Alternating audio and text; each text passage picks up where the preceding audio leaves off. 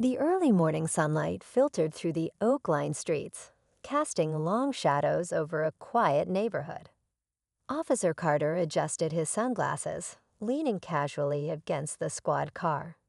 He tapped his fingers on the hood, his partner, Officer Ramirez, scanning the area with a careful eye. They weren't expecting much. A routine traffic stop was rarely more than a blip in their otherwise predictable shift. But today felt different. A strange tension lingered in the air, though neither could quite put their finger on it. A sleek black sedan approached from the distance, its polished exterior gleaming under the rising sun. Ramirez signaled for the vehicle to pull over, a simple motion of his hand. The driver complied without hesitation, pulling to the curve smoothly and shutting off the engine. Carter exchanged a quick glance with Ramirez. "Just another routine stop," Carter muttered, but the unease in his tone betrayed his words. The door of the sedan opened, and a tall, poised woman stepped out. Her tailored navy blue blazer fit perfectly, exuding both authority and grace. Her hair was neatly styled, and her confident stride suggested she was no stranger to high-stakes situations. Yet something in her expression, a calm yet piercing gaze, made both officers straighten instinctively. "Ma'am, please stay in the vehicle," Carter called out, his voice firm but measured. The woman paused, tilting her head slightly, as though deciding whether to comply or to challenge the instruction. After a brief moment, she closed the door gently and stood by the car, her presence commanding the space without a word. Ramirez stepped forward, clipboard in hand, his posture professional but wary. "Good morning, ma'am. Do you know why we stopped you today?" The woman's lips curved into a faint smile. "I believe the speed limit was observed, officer. Perhaps there's another reason." Her voice was calm, almost conversational, but there was a subtle edge to it that caught Ramirez off guard. Carter joined his partner, glancing between the woman and the car. "License and registration, please," he said, his tone carrying an unspoken challenge. She didn't hesitate. Reaching into her purse, she pulled out a sleek leather wallet and handed over her documents. As Ramirez scanned the license, his eyes widened slightly. He shot a quick, uncertain glance at Carter, who furrowed his brow in confusion. "Is there a problem?" she asked, her tone steady, though there was an undeniable weight to her question. Carter took the license from Ramirez, studying it carefully. The name on the card matched a familiar one they'd heard in departmental briefings, but it couldn't be. "Not here, not like this." He looked up at the woman, her composed demeanor now tinged with what could only be described as subtle amusement. "Wait," Carter stammered, his confidence wavering. "Are you?" The woman tilted her head, her smile widening slightly. "Is there something you'd like to ask, officer?" she said, her voice laced with quiet authority. Before either officer could respond, the crackle of their radio interrupted the tense silence. "Unit 42, confirm your location." "Chief Daniels is en route for a surprise inspection," the dispatcher announced. The realization hit both men like a thunderbolt. Carter felt his throat tighten, and Ramirez's grip on the clipboard faltered. "Chief Daniels." The name echoed in his mind as he looked back at the woman standing before them. She wasn't just any driver. She was their new boss. But before they could utter another word, the woman glanced at her watch and then back at them. "Time's ticking, gentlemen," she said, her tone cool but expectant. "Shouldn't you be preparing for your inspection?" And just like that, the dynamics of the encounter shifted completely. For a moment, neither officer spoke. The woman's words hung in the air, an invisible weight pressing down on them. Carter, usually quick with a retort, found himself at a loss. Ramirez shifted uncomfortably, his mind racing through the implications of what just happened. This wasn't just an awkward misunderstanding, it was a career-defining moment. And the two of them were standing on a very thin line. Apologize if there's been any misunderstanding. Carter finally managed, his voice strained. He handed back the license with a slightly trembling hand. His earlier confidence completely eroded. We didn't realize that I'm your new chief, she interjected, her tone neutral but pointed. She slid the license back into her wallet with practiced ease, her movements deliberate. It's always interesting to see how things operate when people think no one is watching. Ramirez swallowed hard. Chief Daniels, we were just following protocol. We didn't mean any disrespect. Her gaze softened, just slightly, but there was still an edge to it. I appreciate protocol, Officer Ramirez. What I don't appreciate are assumptions. She stepped closer, her eyes flicking between the two men. Do you understand what I mean? Carter opened his mouth to respond, but the words caught in his throat. He nodded instead, feeling the heat rise in his cheeks. Ramirez gave a quick yes, ma'am, his voice barely above a whisper. Daniel straightened her blazer and glanced at her car. I'll let this slide, given the circumstances. But I expect better. From both of you. She glanced at the squad car, then back at them. Are we clear? Yes, Chief, they said almost in unison, their voices tinged with embarrassment.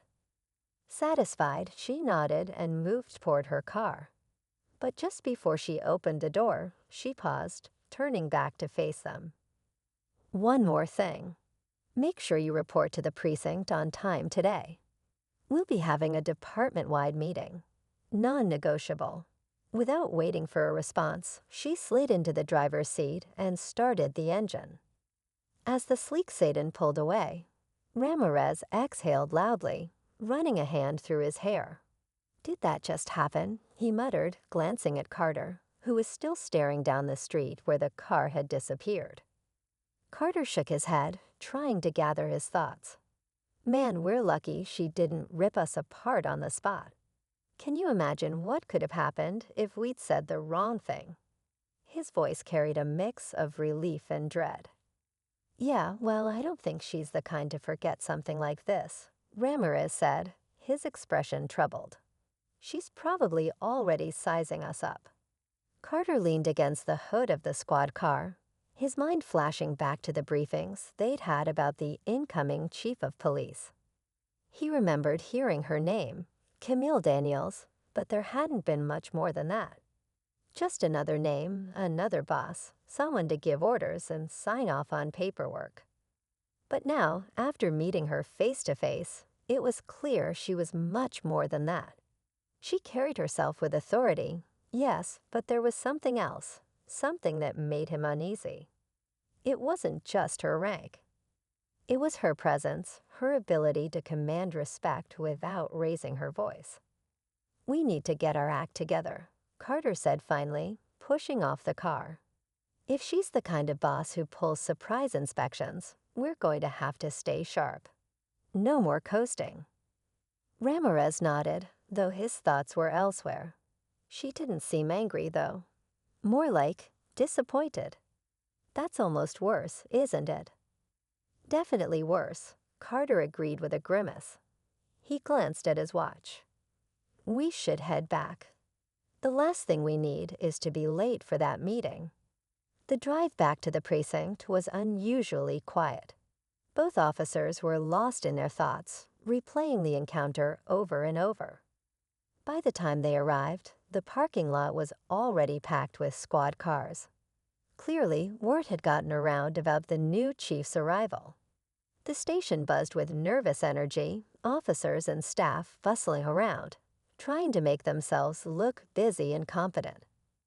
Inside, the briefing room was filled to capacity. Officers lined the walls, some whispering quietly, others sitting stiffly in their chairs. Carter and Ramirez slipped in, finding spots near the back. The tension in the room was palpable. A few minutes later, the door opened, and Chief Daniels walked in. The room fell silent instantly.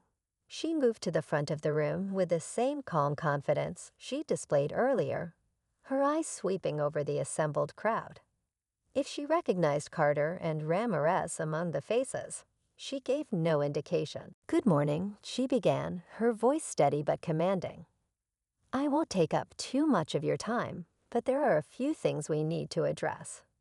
First, let me say that I'm honored to be here, leading this department. I've reviewed your records, and I see a lot of potential in this team. But potential means nothing without accountability." Her gaze swept across the room, lingering briefly on Carter and Ramirez before moving on. "Let me be clear. My job is not to make your lives harder. My job is to ensure this department operates with integrity, professionalism, and fairness. That means changes are coming. Some of you will adapt and thrive. Others may find this environment less comfortable." A ripple of unease passed through the room. Daniels didn't miss it. "I know change can be difficult," she continued, her tone softening just a fraction. "But it's necessary. This community deserves our best, and I intend to deliver. I hope you'll all join me in that effort." She paused, letting her words sink in. Then, with a slight smile, she added, "One more thing. I like to keep people on their toes, so don't be surprised if I show up where you least expect me. Consider it a reminder to always stay sharp." A few nervous chuckles broke the silence, but most of the room remained tense. Daniels nodded, satisfied, and dismissed the meeting with a simple, "That's all for now. Let's get to work." As the officers began to file out, Carter and Ramirez exchanged a glance. "She's not messing around," Ramirez muttered. "No, she's not," Carter agreed. "And I think we just got a front row seat to what she's capable of." They both knew things were about to change, and not just for them. For the entire department. The fallout from Hendrick's confession sent shockwaves through the department, but the case was far from over. While the immediate threat of the robberies had been addressed, something about the situation didn't sit right with Chief Daniels. She couldn't shake the feeling that Hendricks was only part of a larger problem. His sudden willingness to cooperate during questioning had been almost too convenient, and his story left gaps that couldn't be ignored. Late one evening, Daniels sat in her office, poring over the case files. The precinct was quiet, most of the staff having gone home for the night. A faint tapping sound broke her concentration, and she looked up to see Carter standing in the doorway, holding a stack of reports. "Mind if I join you?" he asked, his tone cautious. Daniels nodded, gesturing to the chair across from her desk. "What's on your mind, Officer Carter?" Carter hesitated, setting the reports down. "I've been going over the timelines again. Something doesn't add up. Hendricks knew our patrol schedules, sure, but there's no way he could have orchestrated the whole operation on his own. He's not that meticulous." Daniels leaned back in her chair, studying him. "Go on." "I think there's someone else involved," Carter said, lowering his voice. "Someone higher up. The way these robberies were planned, it feels like they had inside help beyond just Hendricks. Someone who could access more detailed information." Daniels didn't respond immediately, but her expression darkened. It was a possibility she'd been considering herself, though she hadn't wanted to voice it until she had more evidence. "And you think Hendricks is covering for them?" Carter nodded. "It's possible. He didn't give us any names during his confession, and it felt like he was holding something back." Daniels tapped her fingers on the desk, her mind racing. If Carter was right, this wasn't just a case of one rogue officer, it was a deeper betrayal. "We'll need to be careful," she said finally. "If there's someone else involved, they'll be watching us as closely as we're watching them." The next few days were tense as Daniels quietly expanded the investigation. She assigned Carter and Ramirez to follow up on leads, urging them to keep their findings discreet. At the same time, she began reviewing personnel records, looking for any signs of unusual behavior or unexplained access to sensitive information. Meanwhile, the atmosphere at the precinct grew increasingly strained. Rumors of the internal investigation spread quickly, and officers began second-guessing each other. Friendships that had once seemed unshakable were tested, and the sense of camaraderie that Daniels had worked so hard to rebuild began to fray. For Ramirez, the situation was particularly difficult. He'd always prided himself on being a team player, and the idea that someone he worked with could betray the department weighed heavily on him. One evening, while on patrol with Carter, he broke the silence that had settled between them. "Do you ever think about leaving?" he asked quietly, keeping his eyes on the road. Carter glanced at him, surprised. "Leaving the department?" Ramirez nodded, his eyes scanning the room. "And it's too clean. No fingerprints, no footprints. These guys are pros." As they continued to investigate, a faint sound caught their attention, a soft scraping noise coming from the back of the building. Carter signaled for Ramirez to follow as they moved toward the source. They rounded a corner and froze. A shadowy figure stood near an open window, their face obscured by a mask. The figure hesitated for a split second before bolting out the window and disappearing into the night. Carter and Ramirez gave chase, their footsteps echoing against the pavement as they pursued the suspect through the maze of alleyways.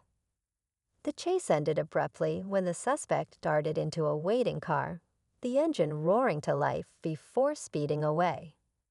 Carter cursed under his breath, pulling out his radio to call for backup, but Ramirez stopped him.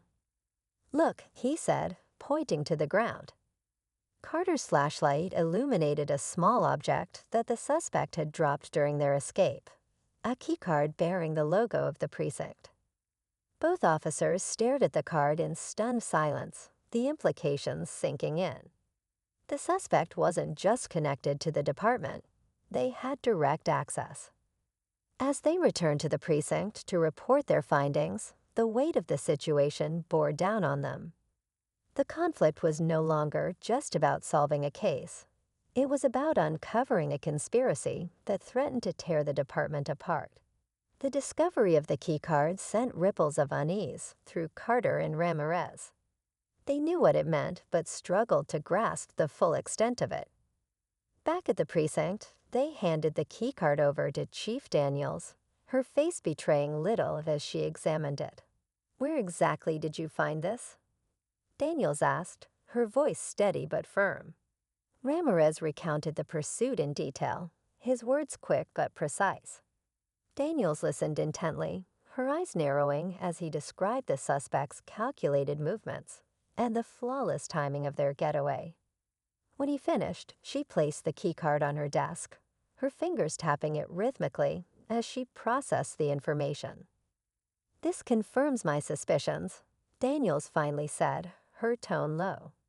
"Whoever is behind this has deeper connections to the department than we realized. We're dealing with a sophisticated operation, and this is just the beginning." Her words hung in the air, heavy with implication.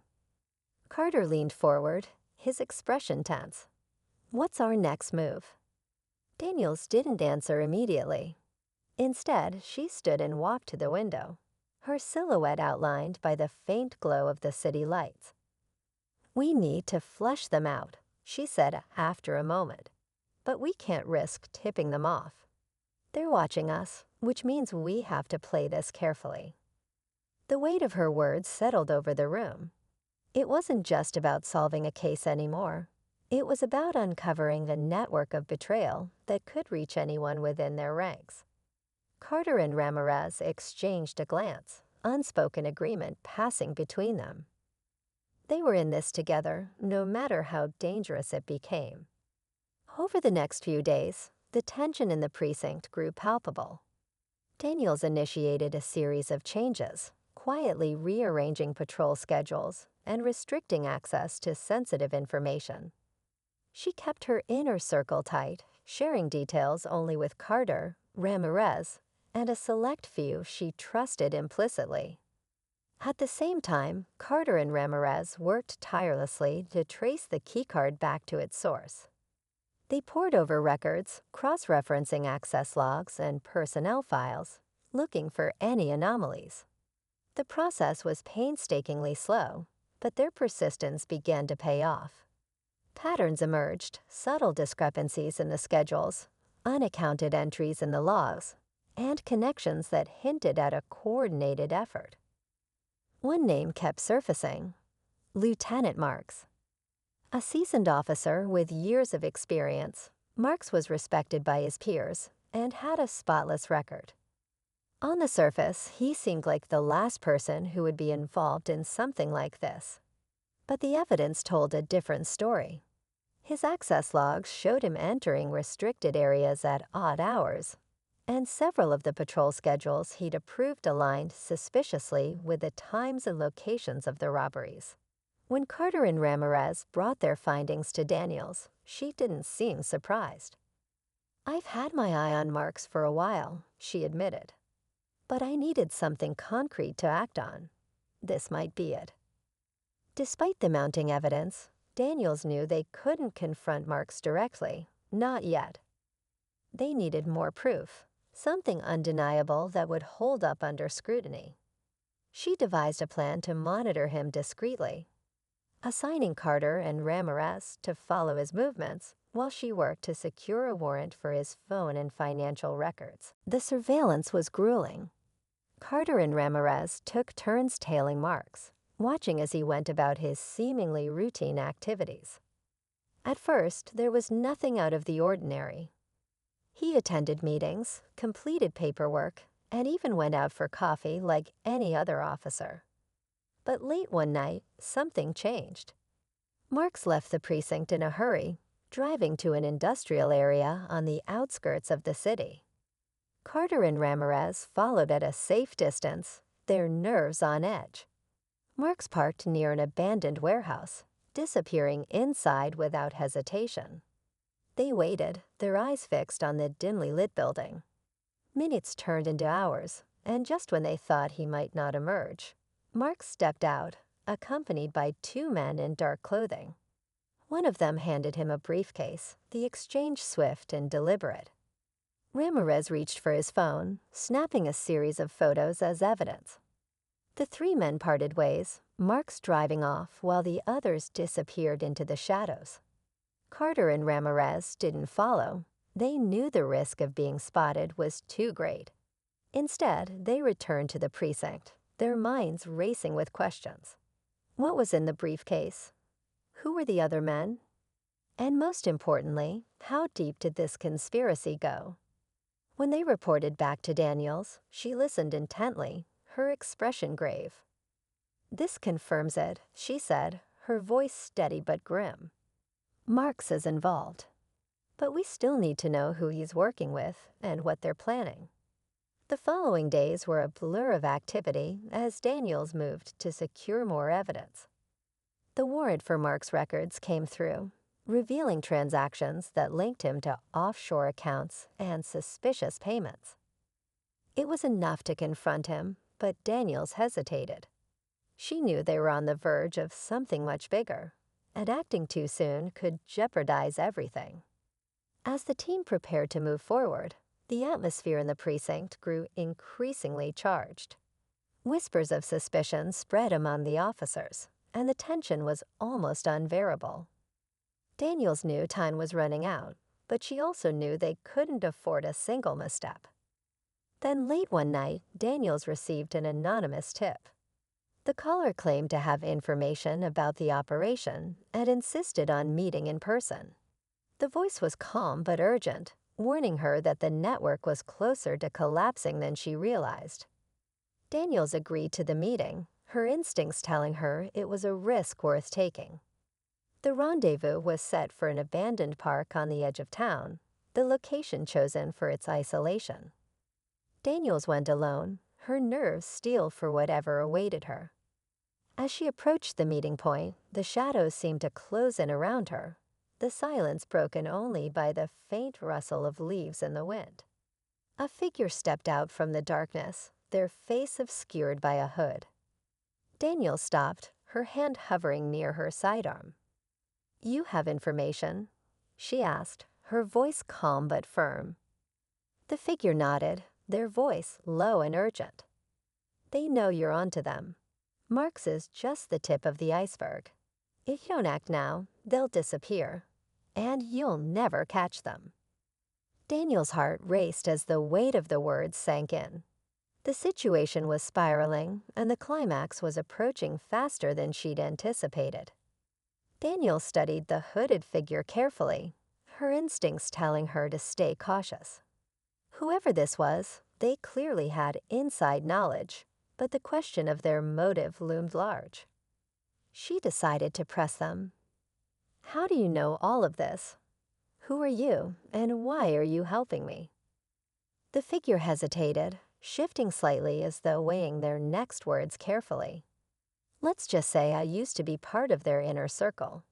I saw too much, got in too deep, and now I want out. But the only way I can get out clean is if they're taken down for good."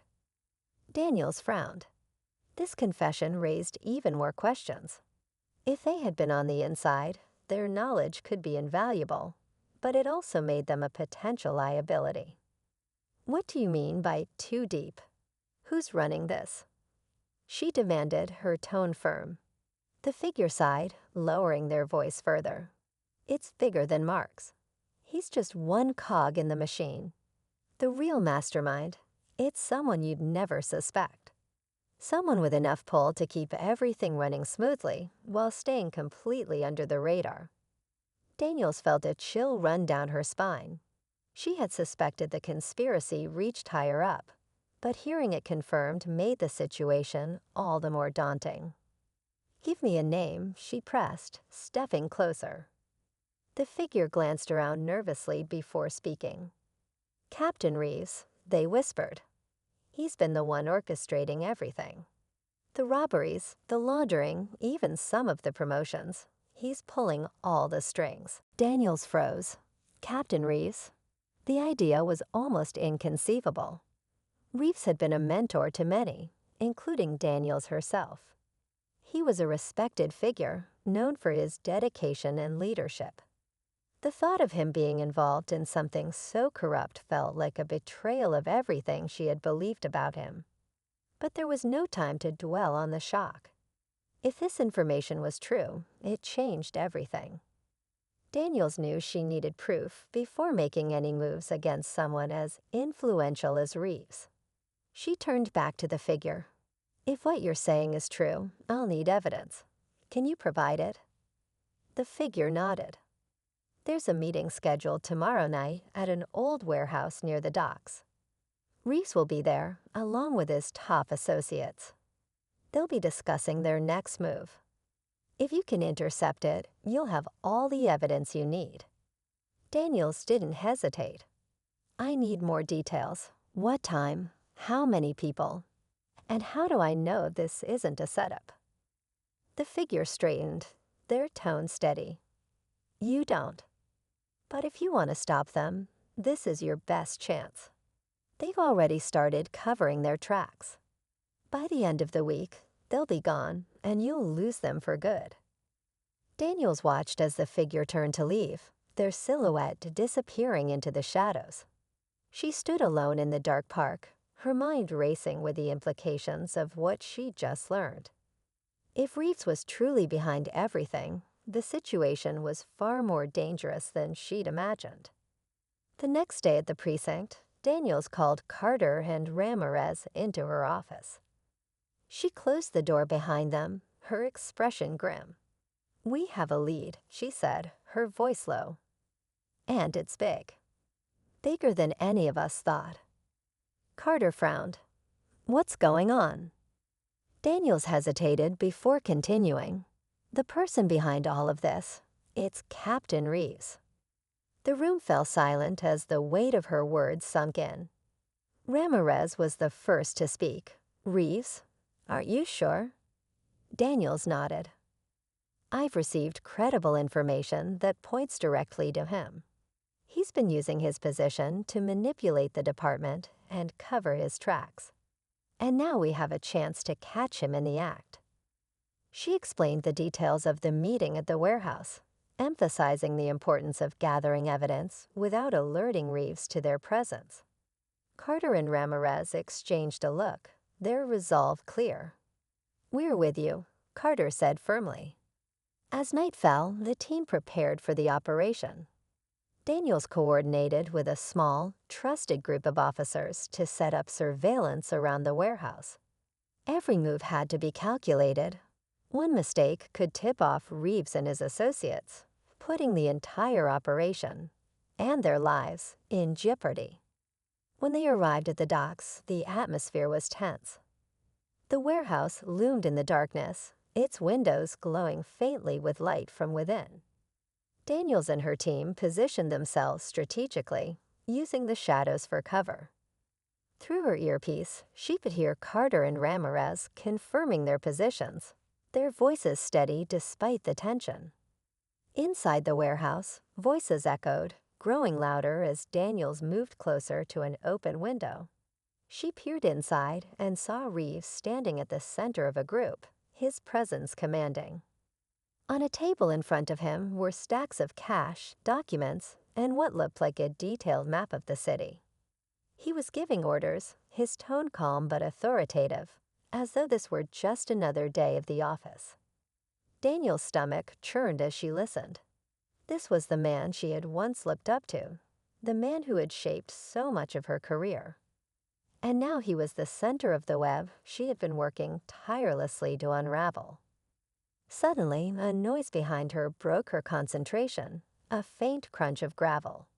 She turned quickly, her hand instinctively reaching for her weapon. In the dim light, she saw a figure approaching, their face obscured by a mask. For a moment, she thought they might be one of Reeves' men, but then they raised their hands in a gesture of surrender. "I came to help," the figure said softly, their voice familiar. It was the same informant from the night before. Daniels frowned, her guard still up. "You shouldn't be here," she whispered. "It's too dangerous." The informant shook their head. "You don't understand. There's one more thing you need to know. Reeves isn't the only one. There's someone else, someone higher up." Daniel's heart sank. Higher up. The stakes had just been raised again, and the full scope of the conspiracy remained shrouded in darkness. Daniels felt a surge of adrenaline as the informant's words echoed in her mind. Someone higher up.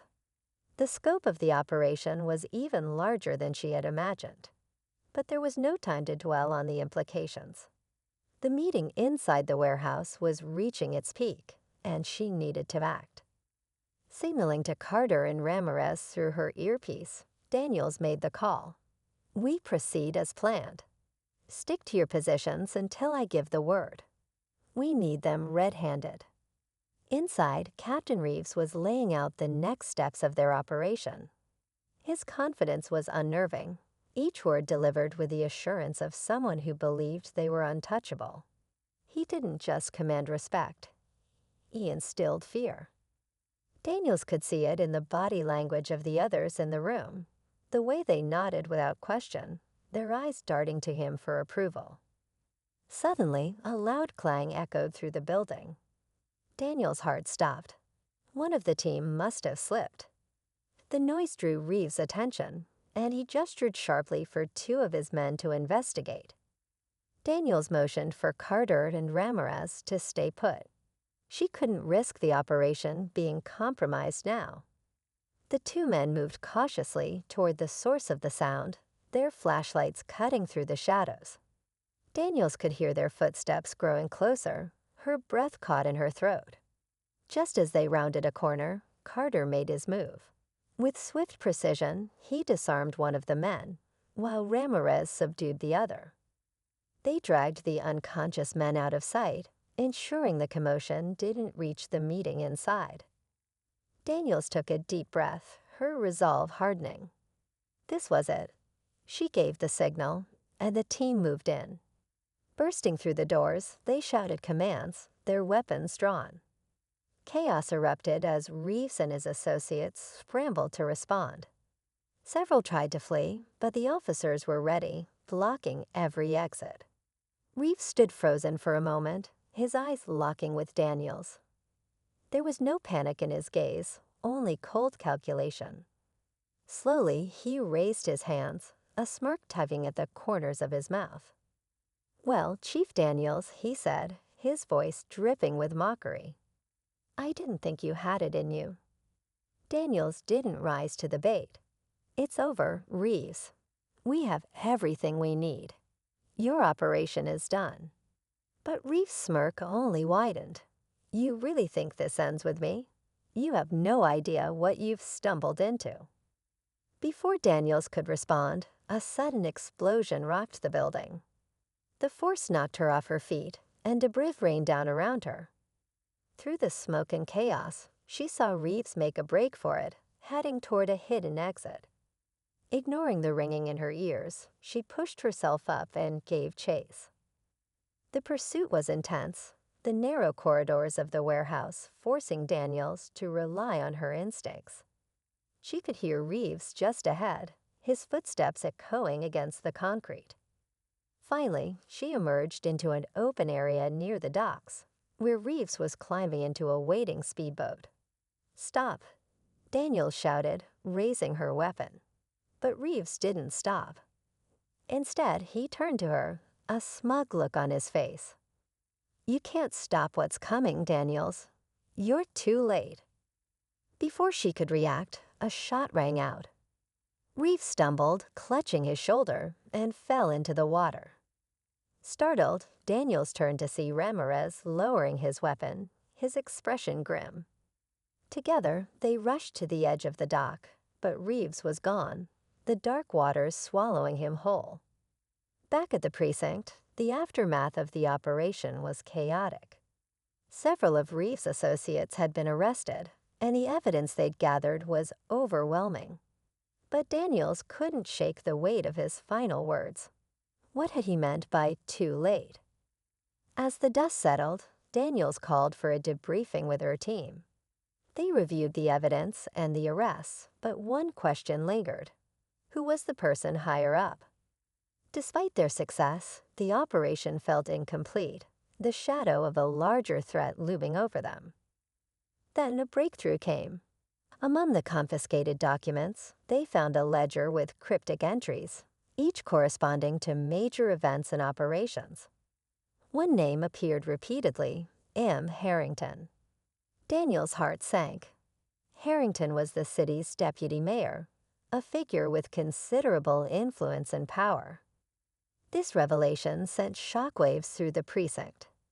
If Harrington was involved, the corruption extended far beyond the department. Daniels knew exposing him would be even more dangerous, but she also knew they couldn't stop now. As she prepared for the next phase of the investigation, Daniels reflected on the night's events. They had struck a significant blow against the operation, but the battle was far from over. The fight for justice was just beginning, and the stakes had never been higher. The precinct buzzed with the energy of their breakthrough, but beneath the surface, there was a quiet tension. Unraveling a conspiracy that reached as high as the deputy mayor was no small feat, and the risks weighed heavily on everyone involved. Chief Daniels sat at her desk, her eyes fixed on the ledger that had named Harrington. It felt surreal to think someone in such a position of trust and power could have orchestrated so much harm. Yet the evidence was there, and Daniels knew what she had to do. As the investigation progressed, Daniels and her team worked tirelessly, dissecting the documents and cross-referencing them with records. Each discovery painted a clearer picture of the intricate web of corruption. Harrington had used his political influence to shield Reeves and his network, ensuring their illegal activities went unnoticed. The funds funneled through the operations had even been tied to several high-profile city projects, casting doubt on their legitimacy. Daniels brought the team together in the conference room one final time before moving forward. She explained the scope of what they were about to do. Taking down someone as powerful as Harrington would be a long and grueling process. But the first step was ensuring the case was airtight. They would need to involve state and federal authorities to prevent interference from Harrington's allies within the city. Meanwhile, the community was beginning to learn of Reeves' downfall. News outlets ran stories about the raid at the docks, though the names of those involved were kept under wraps while the investigation continued. Daniels received a flood of calls and emails from citizens, many expressing shock at the revelations and gratitude for her team's efforts. It was a reminder of why she had taken on this fight in the first place, to restore trust and accountability. A week later, Daniels met with representatives from the State Attorney General's office. Presenting the evidence they had gathered was nerve-wracking, but the reaction from the officials was decisive. They agreed to assist in building the case against Harrington and provided resources to ensure the investigation remained secure. With their backing, Daniels felt a renewed sense of determination. As the days turned into weeks, Harrington's world began to unravel. A series of anonymous tips, likely from former associates seeking leniency, led investigators to uncover additional evidence of his involvement. His financial records showed clear links to offshore accounts used to launder money from the criminal operations. Daniels kept her team focused, knowing that Harrington would fight tooth and nail to discredit them. Finally, the day came when Harrington was taken into custody. It was a carefully orchestrated operation, carried out early in the morning to avoid media chaos. Daniels watched from the sidelines as officers escorted him from his home, his face a mix of anger and disbelief. The arrest sent shockwaves through the city, cementing the reality that no one, not even those in the highest offices, was above the law. In the aftermath, the department underwent a major overhaul. Several officers who had colluded with Reeves or turned a blind eye to the corruption were either dismissed or faced charges of their own. New policies were implemented to ensure greater transparency and accountability, and Daniels made it her mission to rebuild trust with the community. She held town halls, listening to residents' concerns and sharing updates on the department's progress. One evening, as she sat in her office reviewing files, Carter knocked on her door. He entered with a small smile, holding 2 cups of coffee. "Thought you could use this," he said, setting one down on her desk. Daniels chuckled, grateful for the gesture. "Thanks, Carter. What's the occasion?" He shrugged. "No occasion. Just wanted to say, I'm proud of what we've accomplished. I know it wasn't easy, but you led us through it." Daniels felt a wave of emotion. "I couldn't have done it without you and Ramirez. This team, it's the reason we were able to see it through." As they talked, the weight of the past months began to lift. It was a quiet moment, but one that reminded Daniels of the strength that came from unity and perseverance. She had taken on a role that came with immense challenges, but she had also found allies who shared her vision for a better, fairer future. In the weeks that followed, life in the city slowly began to return to normal. The community's trust in the police department was not fully restored, but the steps taken under Daniels' leadership had planted seeds of hope. People began to see officers as protectors rather than enforcers of injustice, and the relationship between the department and the community began to heal. One day, as Daniels walked through the precinct, she paused by the bulletin board in the main hallway. It was covered with notes and pictures from community members, thanking the department for their efforts. Among them was a handwritten card from a young girl that read, "Thank you for making our city safe again." Daniels smiled, her heart full. The journey had been far from easy, and the scars of the ordeal would remain. But in that moment, she felt a deep sense of purpose. The fight for justice was ongoing, and she was ready to continue it, no matter what challenges lay ahead.